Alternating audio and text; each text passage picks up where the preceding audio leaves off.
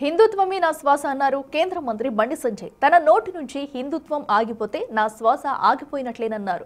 హిందుత్వంతోనే తెలంగాణలో బీజేపీని అధికారంలోకి తీసుకొచ్చే వాతావరణం తీసుకొస్తామన్నారు.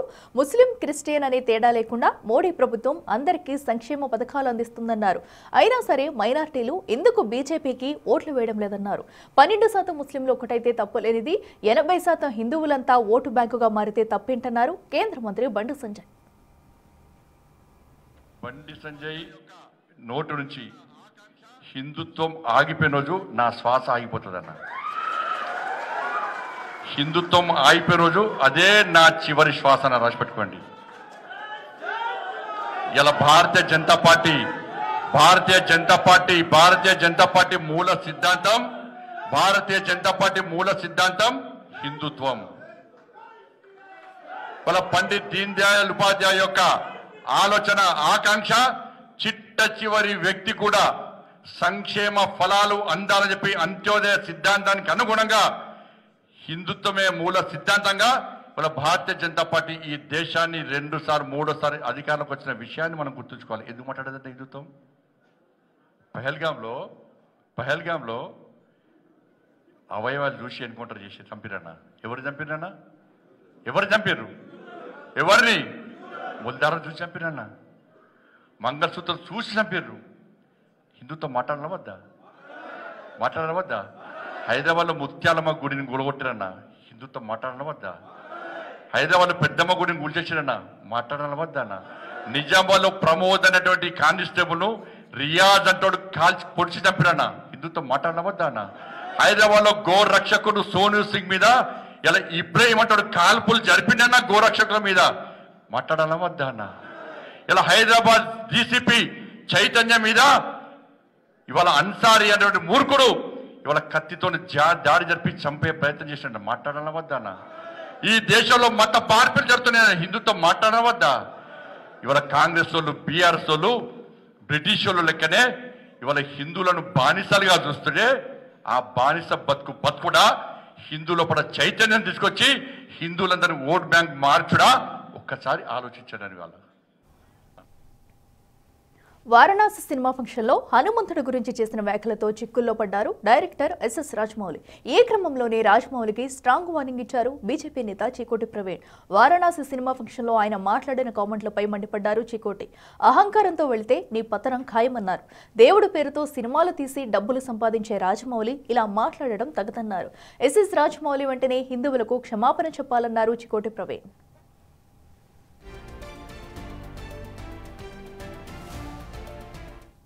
మదమెక్కిన ఏనుగు మురిక్కాలువల పడ్డదంట. ఆ తరంగా ఉంది మన ఎస్ఎస్ రాజమౌళి కథ. ఇవాళ ఎంతోమంది ఎస్ఎస్ రాజమౌళిని ఒక అద్భుతమైన డైరెక్టర్ అని చెప్పి అందరూ కూడా అభిమానిస్తారు. కానీ మొన్న ఒక స్టేట్మెంట్ తోటి ఇవాళ హిందూ సమాజంలో ఒక తీవ్రమైన వ్యతిరేకత వచ్చింది. మరి ఎస్ఎస్ రాజమౌళి నేను కూడా ప్రశ్నిస్తున్నా, నువ్వు దేవుడిని నమ్మకపోతే నమ్మకు, మరి నీ ప్రతి ఒక్క సినిమాకి ముందు పెద్ద ఎత్తున పూజ చేసి మరి ప్రారంభోత్సవం చేస్తావు కదా, మరి నువ్వు నమ్మనప్పుడు ఎందుకు చేస్తున్నావు? ఆల్రెడీ అందరు విమర్శిస్తున్నారు దేవుని కథలతోటి నువ్వు అడగోళ్ళు డబ్బులు సంపాదించినావు అని చెప్పి. మరి వాస్తవమే కదా. మరి ఈ హిందూ సమాజం నీ యొక్క సినిమాలను చూడకపోతే ఓన్లీ నాస్తిక కుక్కలతోటే నువ్వు సినిమా చెయ్యి, ఓన్లీ నాస్తిక కుక్కలనే అలౌ చేయి నీ సినిమాలకి. మరి హిందువులు సినిమా చూడకపోతే నీ బతికేమవుతుంది, నువ్వేమవుతావు అనేది కూడా ఆలోచించాలి. నీ బాహుబలిలోనే చెప్పినావు కదా, అహంకారంతో విర్రవీగే బల్లాల దేవ లాస్ట్కి ఎట్లా పతనమైందో నువ్వే చూపించినావు కదా. మరి అలా నువ్వు కూడా అదే అహంకార ధోరణితో పోతే మాత్రం నీ పతనం కూడా ఖాయమని చెప్పి ఈ సందర్భంగా తెలియజేస్తూ, మరి హిందువుల మనోభావాలని కించపరిచే విధంగా ఎవరైనా ప్రయత్నం చేస్తే మాత్రం బిడ్డ బాగుండదు. మదమెక్కిన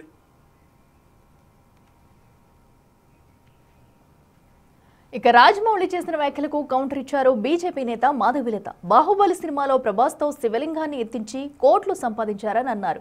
అప్పుడు ఏ శివాలయానికైనా దాన ధర్మాలు చేశారని ఆగ్రహం వ్యక్తం చేశారామె. ఆ రోజు రాజమౌళి చేసింది ఏం లేదని, ఇప్పుడు ఆంజనేయ స్వామిని తిట్టడం ఎందుకని ఘాటుగా స్పందించారు మాధవిలత.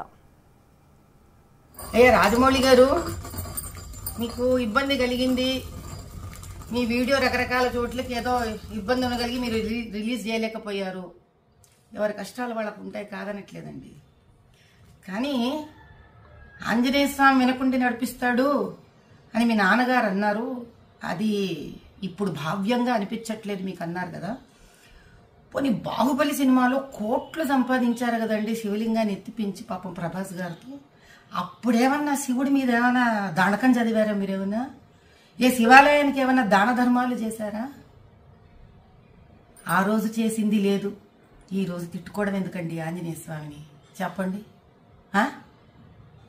కుల వృత్తిలో వ్యక్తులు అంటే కుమ్మరివాడు ఆ కుమ్మరి వస్తువులని, కంసాలివాడు తన కంసాలి వస్తువుని, డాక్టర్ తాను సర్జరీలో వాడే సర్జరీ వస్తువులని, వీటినన్నిటినీ దైవంగా భావిస్తారండి. భగవంతుడు డబ్బు సంపాదనకి వాడుకోండి, కాదనట్లేదు. కనీసం డబ్బు సంపాదనకి ఉపయోగపడ్డాడు భగవంతుడు అని ఆయన పట్ల ఒక గౌరవం ఉంచడం మీలాంటి వాళ్ళకి, మాలాంటి వాళ్ళకి, మనందరికీ సామాజిక స్ఫూర్తిగా ఉండాలి. ఎందుకంటే ప్రజలు మనని చూసి మన మాట విని చైతన్యవంతమవుతారు. అంత బేలలాగా మీరు ఎవరో ఏదో షాట్లు మీకు కొట్టేశారు కాబట్టి మీకు ఆంజనేయ స్వామి వెనక లేడని మీరు భావించడం, ఆ తర్వాత వెంటనే సమస్య తీరిపోగానే చిన్నపిల్లాడుగా వేసేసుకోవడం, ఇంకా నిలకడెక్కడుంది రాజమౌళి గారు మీ అంత పెద్ద మనిషికి కూడా. దిగ్గజ దర్శకుడు రాజమౌళిపై పోలీసులకు ఫిర్యాదు చేశారు బీజేపీ నేతలు. వారణాసి టైటిల్ లాంచ్ ఈవెంట్ లో హనుమంతునిపై వివాదాస్పద వ్యాఖ్యలు చేశారని ఆరోపించారు. రాజమౌళి వ్యాఖ్యలు హిందువుల మనోభావాలు దెబ్బతీశాయని హనుమకొండ జిల్లాలోని సుబేదారి పిఎస్ లో కమలం నేతలు కంప్లైంట్ చేశారు. హిందువులకు రాజమౌళి క్షమాపణ చెప్పాలని డిమాండ్ చేశారు బీజేపీ నాయకులు.